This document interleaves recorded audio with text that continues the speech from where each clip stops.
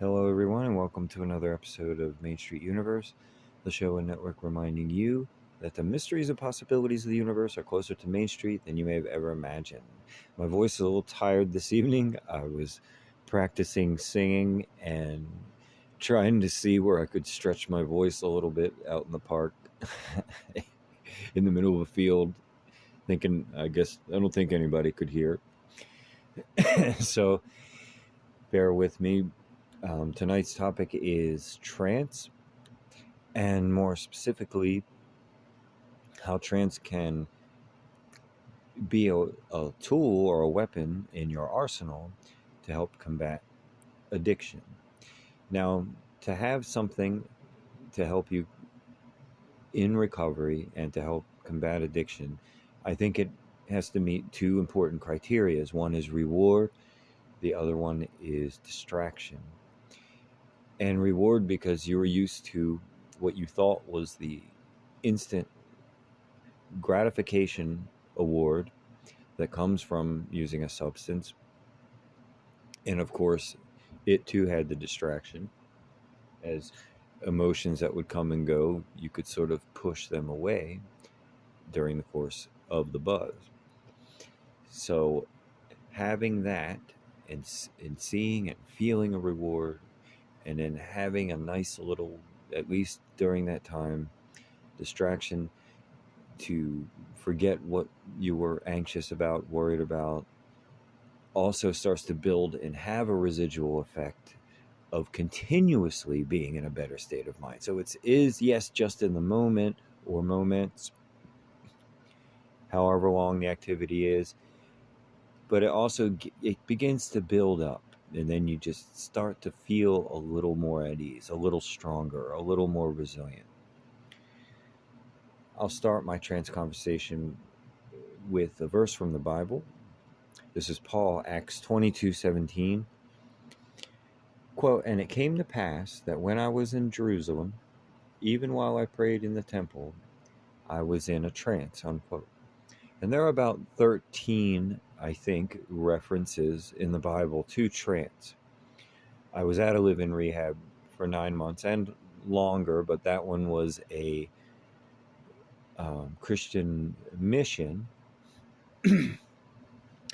And so having theological discussions was incredibly normal to me. I remember waking up and thinking when I left, like, I was used to my morning, biblical debate, being the eclectic pagan mystic that I am. So I got a little bit out on all of you right there. And of course, in other traditions, as we all know, all around the world, everybody has a breath thing, a trance thing of some kind in all the different cultures. So, of course, that brings me to my first one that I do use and I recommend, and used it all through my rehab. And I'm telling you, it just at times when I was like, am I ever leaving this place? Or if I had an urge, or if I was just plain old-fashioned, just stressing about something, feeling low self-esteem, feeling anxious, I would do the breath work style of meditations made popular now by Wim Hof, the Iceman. And that's one I use, and other ones. They all do basically the same thing. For those who don't know, and I've talked about it before, the one referred to as the Wim Hof method is an inhale and exhale for 30 times. And then on the inhale, you hold for about 10, and then you release. When you release the exhale, nice, easy sigh release, and then you don't inhale again for a minute. If you can't do a minute, then go ahead and just start with 30 seconds, 15 seconds, 10 seconds, and work your way up. That little meditation hum that I call it, the buzz, kicks in just about right away on that exhale. At first, it'll feel a little dizzy and awkward, and then, and the more you do it, by the way, the nicer it feels as you progress. And it's that hum, that buzz, it feels like rushes going through your body. It's like you can almost feel the blood just gently coursing through your veins. It's just a very nice feeling. I wouldn't compare the buzz to the substances, the drugs, or even the alcohol, but it's a very pleasant feeling. It's been scientifically studied and proven to alkalize the blood. Also, of course, being good for your breathing. I can't recommend it enough. It's air, it's free, and there are so many YouTube videos on it. So look it up, Wim Hof method, or you can type in pranayama, or you can type in even Taoist breathing, or breath of fire, shamanic breath, alkaline breathing. And usually they go for 3 rounds in these videos. There's usually entry level, intermediate, and advanced. I can't recommend this practice more. And when you have literally nothing and you're laying in your bed or sitting comfortably somewhere, or even sitting lotus if you do that. I don't do that. I just sit down on the edge of the bed or comfortably in a chair. And when all else is lost, you can still breathe because you're not breathing or you're not hearing this. So that I can't recommend that more, and I do all the time, and pretty much no one listens to me, but when that occasional 1 out of 100 people do, they're like, wow, you were right. So now let's move on a little bit, something close to my heart. Musical things, musical trance, uh, binaural beats while doing any kind of meditation. Or I actually sometimes just like a sad cello, classical music in the background, or anything that just puts you into a trancey state. They have all kinds of things. They refer to them as even, quote, digital drugs. You can look that up on YouTube. All kinds of lovely, trippy, psychedelic things come up. And some of them softer, some of them very rhythm driven. Sometimes I just like to put on, it'll say something like tribal drums, which will take me to my next one, going to actual drum circles. I could do it all night. I'm one of those people. It's a fantastic trance. And you might be saying, okay, well, now applying this to addiction, what do you mean? And what I mean by that is, as just one of the many tools or weapons in your arsenal of recovery, it meets 2 criteria that I think are essential, that I believe I've mentioned before, and that is reward and distraction. So what I've mentioned before will give you both. The breath work will improve your health, improve your blood, and the distraction is it will take your mind off of whatever you are anxious about. I don't know if intense is the right word. It's enough of an activity to do so, and so is the drum circles, and so would be my next one, learning a musical instrument. The reward, of course, being that you're learning an instrument, maybe one you've always wanted to play. The distraction is that everything else kind of tunes out. In my case, guitar, it's just you and the fretboard for a while, for however long it lasts. And then, of course, as I said before, that lasting becomes a bit more residual over time. And especially first learning the instrument, then you're really focusing because it's all new to you. And then next week you're like, oh, this chord change, I can do it. I couldn't do it last week. And that's part of the reward too. Or if you're a songwriter or your experience, you've got a song out of it and a recording. And what was in your head is now out there in the audio world. Maybe make a video out of it. So it does provide that, which will bring me now into my next thing. And this is one I do as well. And that is candle staring. Turn all the lights out. Have a candle. So many altars in spiritual and religious cultures you've seen will have, you kneel down and you look up at the altar, and oftentimes the altar has candles lit. And there's a little bit of, I guess, trance science that for some reason doing candle gazing, just a sort of a meditation of whatever form you want, just gentle breathing or a count or even the breath work, when you is elevated, when the candle's a little bit elevated, where you have to raise your head a little bit and look at it, it seems to enhance the gazing trance a little bit. So have it a little bit elevated above your eye level and about 6 feet away. For me, I turn all the lights out, get the headphones on, get the trippy music going, or whatever I pick that evening. I have some favorites and then I try new ones and just let it happen. It's, again, it's a nice reward. It feels good. And then depending on how spiritually inclined you are, you may even start to maybe have visions or something like that. I'm not trying to go too deep into that. I'm trying to keep it a little more scientific. But those things can happen. And your mind, you can work on things and let things go. Now we'll go to one that's back again to the musical direction, which would be chanting. And I learned the Om chant, pretty much I think the only one I use with any consistency. And I was taught Ah is spring, O is summer, and is autumn, and silence is winter. And so it's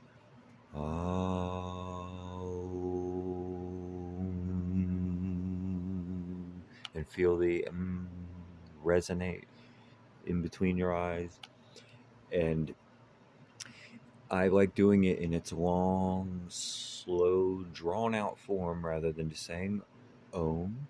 Nothing wrong with that either. I'm just saying that's how I was taught it years ago, and that's how I like it. And I kind of thought it was kind of cool that each syllable and the silence all represented a season. Another one, and there's plenty of these on YouTube as well, folks, and that is self-hypnosis. And again, people do it for everything from quitting something to changing some other kind of behavior to self-esteem.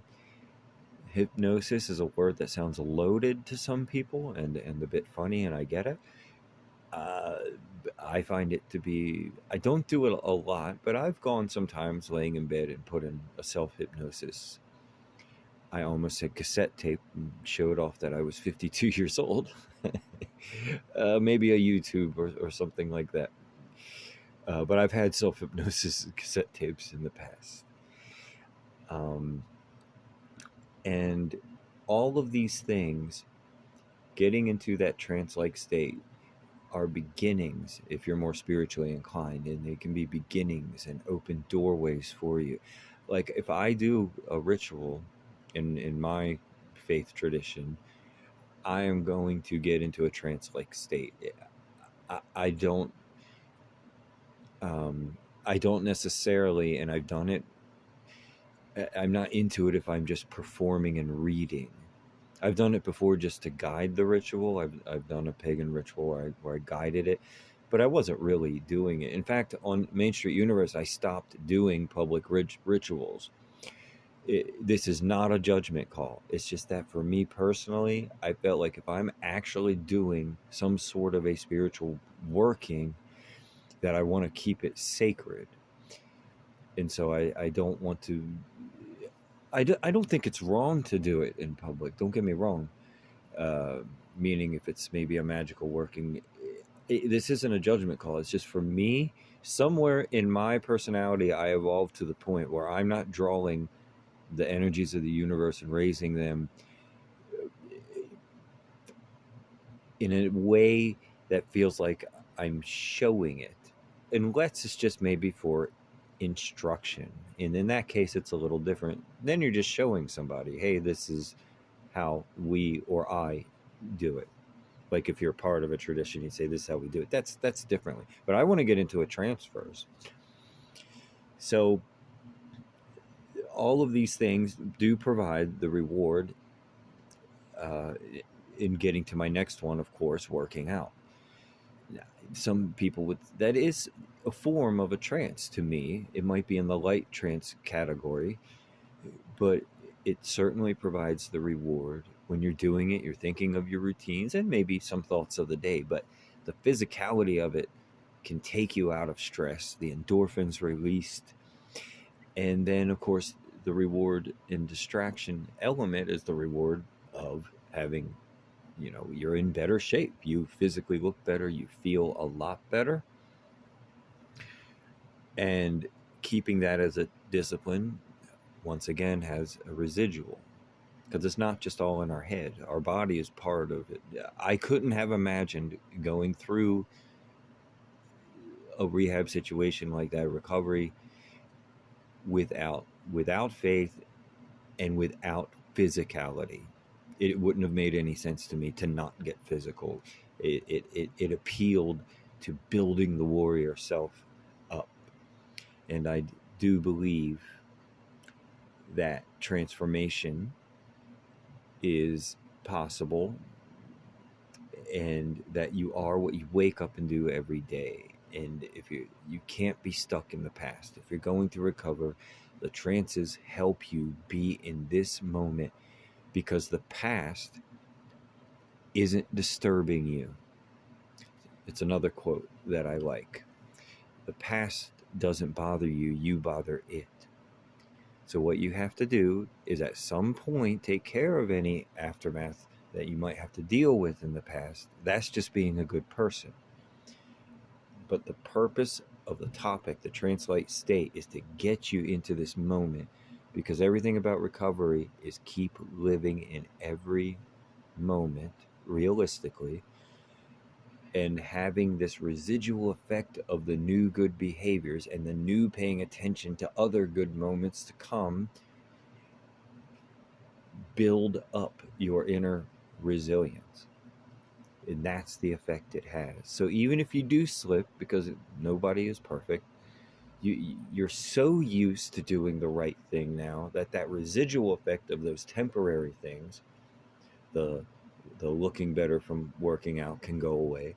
The meditation buzz will go away, the hum. But you're so used to it that it feels unusual to not do the right thing. And that's where you want to be. You want the bad behavior. It's all about lessening odds. It's not perfection. It's about lessening the odds. It's why I don't have a preachy tone to my voice when I talk about recovery, because we are individuals. So, but it's all about lessening those odds, because the streets are increasing their odds as far as the overdoses. If you've ever Narcaned anyone, there was a lady asleep in the middle of the road at noon the other day when I was walking down the street. So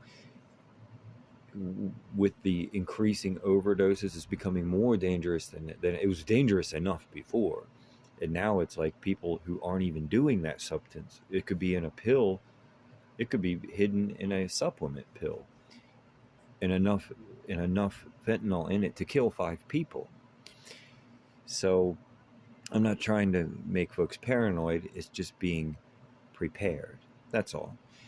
And that's part of your preparation. The trance state keeps you in the moment, and you need to be in the moment, because as I said, you are what you wake up and do every day, every hour.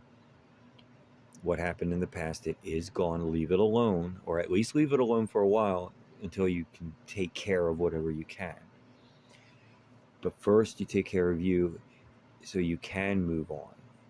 And these things will build upon themselves and begin to become part of your daily routine, like all natural medicine, or so much in natural medicine, is about new behaviors you add to your life.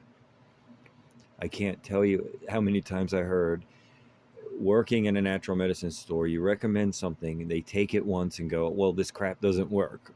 I don't like how it tastes. Or whatever the case is, so they don't do it, but you're supposed to load your body up on it and make it a habit. Just like the allergies with honey I discussed the other day. You build it up into your body, so they become daily habits. In the case of honey, you don't need to keep doing it after allergy season.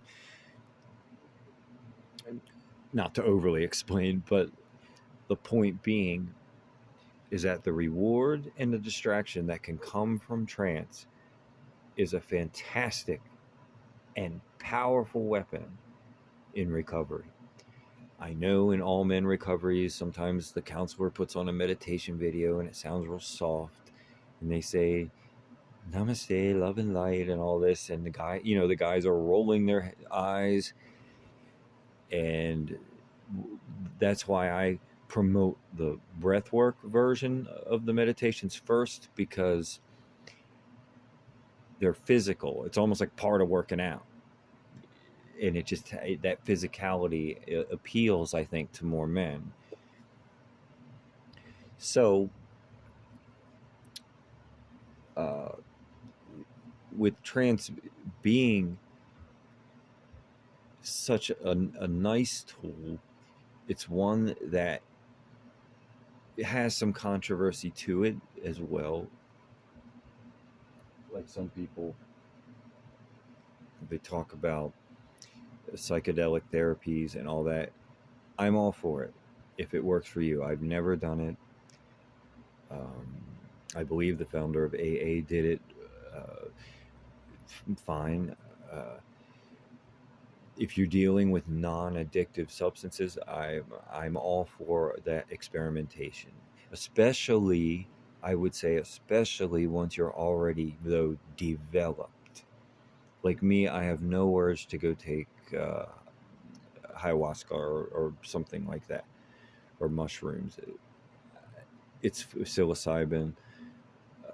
Maybe one day, but I want to be such a developed spiritual being before I get into that. You shouldn't jump right into something like that. That's my personal opinion. But any tool that gets you away from destructive daily bad behavior that's killing your body, destroying your economy, getting you in legal trouble perhaps, and can lead to death, and help you build relationships and talk to your kids again, all those things that come with the comeback, they can happen. But again, it starts from within, and start paying attention to right now. And I'll end it by saying what I say so often, and I don't mind repeating myself when it's something this important. You are what you wake up and do every single day. I couldn't have imagined getting through a rehab without faith. If I didn't believe in transformation, then what would you have a faith for anyway? My name is Daniel Michael, and have a good evening. I believe in you all. This is Main Street Universe, the show and network reminding you that the mysteries and possibilities of the universe are closer to Main Street than you may have ever imagined. Thank you.